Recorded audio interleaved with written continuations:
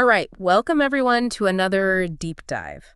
This time, I think we've got something really unique, and it all starts with this document, AEINST 8-letter bingos. Yeah, it's a pretty intriguing list. Basically, for those who haven't seen it, we're dealing with 8-letter words, and the catch is they all use the letters A, E, I, N, S, and T. To pick a foundation. Exactly. And then each word gets 2 more letters.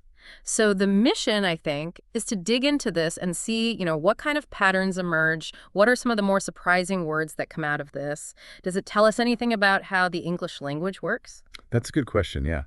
Because on the surface, it looks like just a word list, but I think there's more going on here. Okay.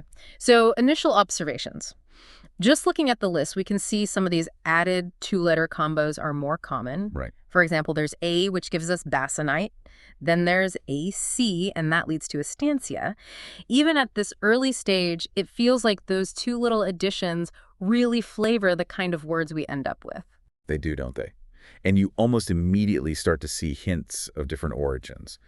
Estancia, that brings to mind like a Spanish influence, maybe a large estate or something like that. Right. Basanite, on the other hand, is definitely more geological, right? Kind of volcanic rock. Yeah. So even at this stage, these initial pairings are almost like these little linguistic doorways. Oh, I like that. Little doorways. Yeah. Okay, so let's open some more of these doorways and see where they lead. Let's do it. How about HE? So HE plus our base letters gets us to asthenia. Now, that means a lack of strength or energy, kind of a medical term. And it's interesting how this fairly common sound pairing can generate something so specific. It's like it points to how our language can build complex meanings out of these smaller units. Almost like a modular system, right? You can assemble these familiar sounds to create something much more nuanced. Yeah, okay. Yeah, sure. What about AX? That gets us to anatexis. Not exactly a word you use every day, but it's a geology term for the melting and refusion of rocks. Right, exactly. And it's a great example of how, language really acts as this storehouse of knowledge across so many different areas. Like the alphabet is the shared toolkit, and these letter combinations become almost specialized tools. Oh, I see, like specialized tools within the bigger toolkit. Exactly. Okay, here's a surprising one.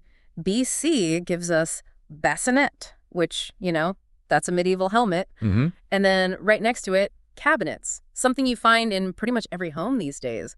That's an interesting juxtaposition. It is, isn't it? Yeah. And it speaks to how language, it's dynamic. The same building blocks can be used for things from completely different eras and cultures. Yeah. It's almost like language repurposes these combinations as our world changes. That's cool. Yeah. BK gives us beatniks. That's a term steeped in 1950s culture. And then right alongside that, snakebit. Yeah. It's a much more primal image. It's interesting how the same 2 letters can evoke such different feelings. Absolutely. It's like these pairings have little cultural history lessons embedded in them. Beatniks is this specific artistic movement, while snakebit taps into something more universal, a fear almost. Right. So again, language captures both the specific and the relatable. CZ gives us zincates, which are chemical compounds containing zinc. It's like those 2 letters just take us straight into chemistry. Exactly. And it's a reminder of how efficient language can be, These combinations act like signposts to different areas of knowledge. Yeah, like little shortcuts. Yeah, shortcuts. That's a good way to put it. Okay, how about GY? That results in yeasting, the process of fermentation. This one's interesting because it's an action. It's not a thing. It's a verb. That's a great observation. Yeah. It shows how these combinations, they're not limited to nouns. They can form verbs, adjectives, you name it. Language is capturing processes as well as things. That's pretty cool. And lastly, in this initial batch, we have IX, leading to axonites. Oh, another geology term, a group of silicate minerals. Seems like X has a thing for rocks. Yeah, it does, doesn't it? Maybe it's the sound of X, or maybe some historical reason those words entered English. Yeah. It makes you wonder about the sounds and letters we associate with certain fields. Okay, so now let's look at some of the 2-letter additions that give us a larger number of these bingo words. Okay. AR is a great example. We get antisera, artesian, ratinese, resonata, santeria, and citrine. Wow, that's a lot. I know, right?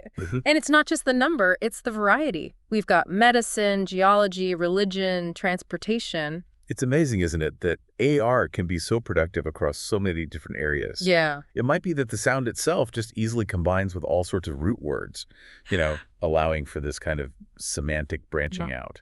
Yeah, like the sound itself is really adaptable. Exactly. Right, we see a similar but maybe less extensive range with BR. We've got atibrans, banister, and barniest. Again, a mix of technical and everyday terms. It is interesting, though, how the connections between the meanings, they aren't as immediately obvious as with some of the AR words, wouldn't you say? Yeah, you're right. It could be that these letter combinations, sometimes they just become patterns in how we form words without a really strong underlying meaning connection. Okay, that makes sense. Yeah. But then we get to GR, and this one is just exploding with words. Angriest, angstier, astringe, ganister, gantries, granites, ingrates, rangiest, wristing, steering, and even tasering. It's almost like a mini version of the whole English lexicon. Right. And what's fascinating about GR is, well, it's a great example of what we call polysemy. That's where one sound can have a ton of different meanings, often totally unrelated. So yes, these words share the GR sound in the base letters, but their uses are all over the place, emotions, geology, actions, even technology. Yeah. It shows how adaptable language is. It can take new concepts and fit them into these existing sound structures. Wow, so the GR sound is like a blank canvas. I love that. A blank canvas. You can paint all sorts of meanings onto it. Okay, so let's talk about some of the words that seem a little unexpected, given our starting letters of AEINST. For example, BW gives us waste-bin. Now, where did the W and B come from? Well, in a case like waste bin, we're seeing how words evolve, Yeah. often from different roots that end up getting combined. The W and B are just part of that specific 8-letter word that happens to fit the rule of using AEINST plus 2 more. Right, so it's not about directly deriving from AEINST, it's about finding any word that fits. Exactly. Okay, and then KW gives us twankies and wankiest. Again, no K or W in our original set. And these words, they feel a bit different. Twankies is pretty informal, and wankiest, well, that comes from slang. Yeah, and that just shows that this list, it's really about the puzzle. It's about finding any 8-letter word that follows the rules, regardless of whether it's formal, informal, or even slang. It really embraces the full spectrum of English. It does, doesn't it? It's amazing to think that something that could have been just a fun word game gives us this incredible snapshot of how our language works. Right, and it wasn't even intentional, right? It was just this fun exercise, and it accidentally revealed all these hidden patterns and connections. Yeah, and it really highlights how even with a limited set of letters, like AEINST, you can create such a wide range of words, from historical objects like the bassinet to technology with tasering, and even abstract ideas like asthenia. Exactly. And for anyone listening, think about this. Exploring lists like this, it can be a really fun way to discover new words and think about their meanings. It's Yeah. more interesting than just memorizing lists of vocabulary. Oh, yeah, definitely. It's like a treasure hunt for words. Totally. And the constraints, the base letters and the 2 additions, they actually make it more fun. It forces these unexpected pairings, and it reveals both the logical structure of language and the quirky side of it. Yeah, absolutely. So to wrap up this deep dive, I think it's safe to say that this AEINST 8-letter bingos document has given us a really insightful look at the amazing depth and variety that can come from a seemingly simple set of rules. It really has. And it goes to show the power of language. This relatively small set of sounds and letters, it can be combined in so many ways to create just about any meaning you can think of. It's pretty incredible. And to our listeners, here's something to ponder.